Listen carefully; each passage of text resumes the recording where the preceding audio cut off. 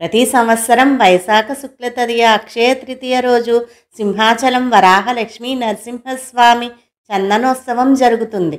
స్వామిపై చందనం పూత తొలగించి నిజరూప దర్శన భాగ్యాన్ని భక్తులకు కలుగచేస్తారు. సింహాద్రి అప్పన్న నిజరూప దర్శనం సంవత్సరానికి 12 గంటలు మాత్రమే భక్తులకు లభిస్తుంది. మిగిలిన సమయంలో ఈ విగ్రహం చందనంతో కప్పబడి ఉంటుంది. నిజరూప దర్శన సమయాన్ని చందనయాత్ర లేదా చందనోత్సవం అని అంటారు. ఈ చందనోత్సవం ప్రత్యేకత తెలియాలి అంటే చందనోత్సవం వెనుకనున్న పురాణగాథ తెలుసుకోవలసిందే. హిరణ్యాక్షుడనే రాక్షసుడిని వధించేందుకు శ్రీ మహావిష్ణువు వరాహావతారాన్ని, హిరణ్యకశిపుణ్ణి సంహరించేందుకు నరసింహావతారాన్ని దాల్చాడు. అసురులైన అన్నదమ్ములు ఇద్దరినీ వధించేందుకు శ్రీహరి వరుసగా ధరించిన అవతారాలివి.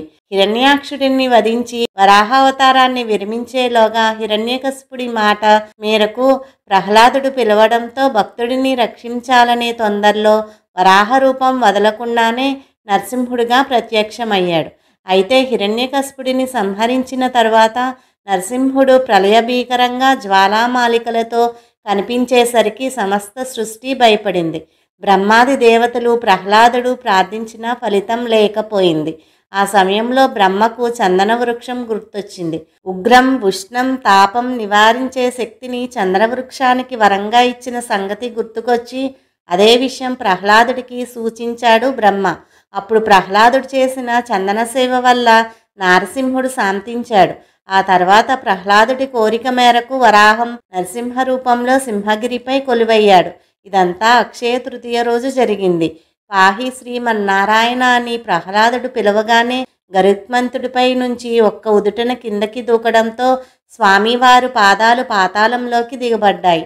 అందుకే వరాహ నరసింహుడి పాదదర్శనం భక్తులకు లభించదు. ప్రహ్లాదుడి తదనంతరం కాలక్రమంలో వరాహ నరసింహాకృతి మట్టి పుట్టలో నిక్షిప్తమైంది. ఆ తర్వాత కొంతకాలానికి పురూరవ చక్రవర్తి తన పుష్పక విమానంలో ఊర్వశితో కలిసి ప్రయాణిస్తుండగా ఆ విమానం సింహగిరిపైకి వచ్చేసరికి ఉన్నట్టుండి ఆగిపోతుంది. ఊర్వశి తన దివ్య దృష్టి ద్వారా ఈ కొండ అత్యంత మహిమాన్వితమైనదని పురూరవ చక్రవర్తికి వివరిస్తుంది. ఆ రాత్రికి అక్కడే బస చేయడంతో స్వామివారు కలలో కనిపించి తాను ఇక్కడే కొలువై ఉన్నానని, చందనం లేపనం చేసి ఉత్సవం చేయాలని కోరాడు. పురూరవ చక్రవర్తి ఎంత వెతికినా ఫలితం ఉండదు. రెండో రోజు మళ్ళీ కనిపించిన స్వామివారు తాను 12 అడుగులున్న పుట్టలో ఉన్నానని చెబుతాడు. అలా స్వామివారి విగ్రహాన్ని వెలికితీసి వైభవంగా చందనోత్సవం నిర్వహించినట్టు చెబుతారు. ఆ రోజు కూడా అక్షయ తృతీయ. స్వామి 12 అడుగుల పుట్టలో నుంచి ఆవిర్భవించడంతో దశల వారీగా 12 మనుగుల చందనాన్ని సమర్పిస్తూ వస్తున్నారు. మొదటిగా అక్షయ తృతీయ రోజున 3 మనుగుల చందనాన్ని లేపనం చేస్తారు. మిగతా 9 మనుగుల చందనం 3 పర్యాయాలు అంటే వైశాఖ శుద్ధ పౌర్ణమి, జ్యేష్ఠ పౌర్ణమి, ఆషాఢ పౌర్ణమి రోజులలో చేస్తారు. తమిళనాడు నుండి జాజిపోకల అనే గంధపు చెక్కలను తీసుకుని వచ్చి పద్ధతి ప్రకారం 125 కేజీల చందనం అరగదీసి దీనికి వినియోగిస్తారు.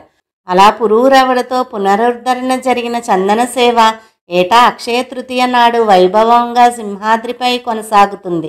ఈ చందనోత్సవం వెనుక ఒక జానపద కథ కూడా ఉంది.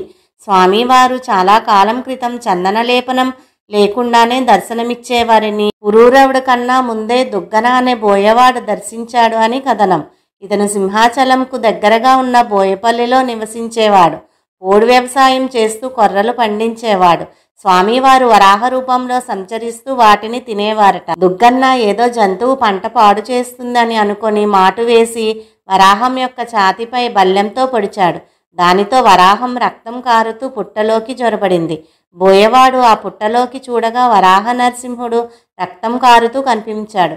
దానితో కంగారు పడిన దుగ్గన్న సింహగిరిపై ఉన్న మూలికలు, చందనం కలిపి స్వామికి పట్టు వేశాడట. అప్పుడు స్వామి ఆజ్ఞ మేరకు బోయవాడు పురూరవుడి చక్రవర్తికి జరిగిన విషయం తెలిపినట్టుగా ఒక కథనం.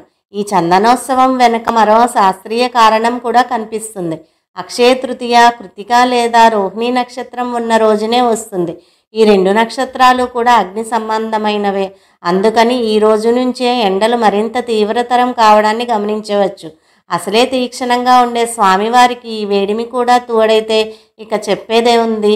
అందుకే స్వామివారికి కాస్త ఉపచారాన్ని కలిగించేందుకు చల్లటి తాజా చందనాన్ని లేపనం చేస్తారు. ముందుగా సహస్ర ఘటాలతో స్వామివారిని అభిషేకించి వారిని శాంతింపచేస్తారు. ఆపై చందనాన్ని పూస్తారు. వరాహ నరసింహ అవతారాలతో పాటు అంతర్లీనంగా వామన అవతారం కూడా ఉంటుందని, అందుకే స్వామివారు ఇక్కడ చిన్నగా దర్శనమిస్తారని కూడా పెద్దలు చెబుతారు. ప్రస్తుతం నడుస్తున్న వైవస మన్వంతరంకి శ్వేతవరాహస్వామి అధిపతి.